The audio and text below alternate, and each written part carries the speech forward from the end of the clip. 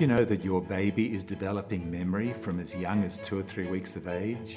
A baby as young as 2 or 3 weeks will remember your smell. You've asked me lots of questions that many parents have about the young child growing up, and I'm here to answer them. I'm Professor Frank Oberclade, and this is my mini parenting masterclass.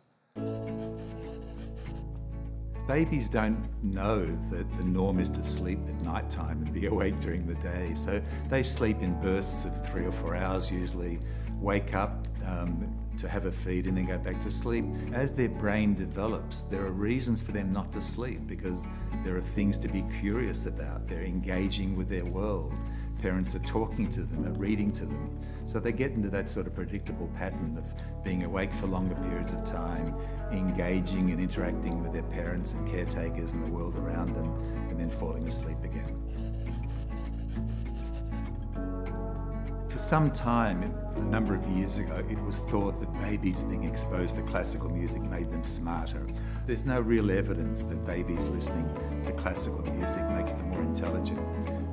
On the other hand, it certainly doesn't hurt. So if parents want to introduce music into the household, that's a great idea because as parents calm, as they enjoy the music, that feeling is passed on to their infant and they'll be calm as well.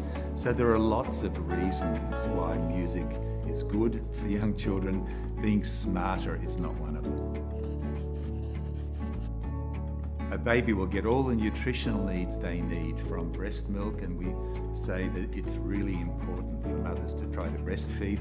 After that, that's when there's a danger period for some children in some countries where there's food insecurity, where the quality, the diversity isn't there, where there isn't enough food to put on the table. That can result in both cognitive stunting, that is, the child is delayed from a developmental point of view, but also from a physical point of view. There's pretty good research evidence now about the importance of touch in newborn babies, not just for human beings, but in fact all animal species. We talk sometimes about kangaroo care, about placing a newborn baby on the mother from a very early stage, and that's comforting for the child, it's calming for the mother. So for lots and lots of reasons, touch is extraordinarily important. Children are innately curious. They want to explore their environment. You know, everything's so new. It's a big world out there. And so parents shouldn't get in the way of that. What they should do is make sure the child is perfectly safe. Don't try and structure the child too much, but there are many learning opportunities. For example, sing to the child, read to the child, take the child for a walk down the street.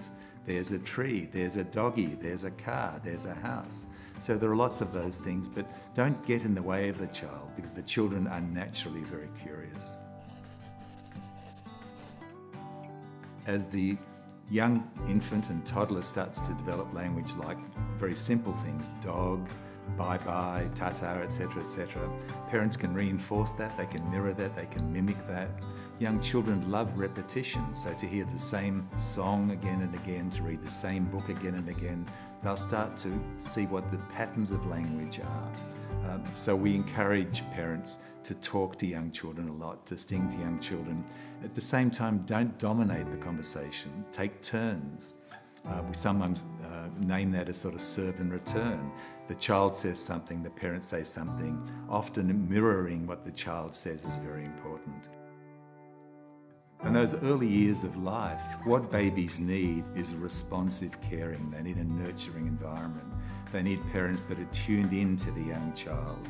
Parents are their baby's first teachers. As the parents are talking to the child, singing to the child, reading to the child, creating these sort of stimulating experiences, there's this explosion of learning. All of these networks are being developed in the brain. And those foundations of learning in those very early years are critical because they set the foundations for lifetime learning. If parents provide all of that, then the child's brain will grow and mature and fulfill all the potential that we want from all of our children.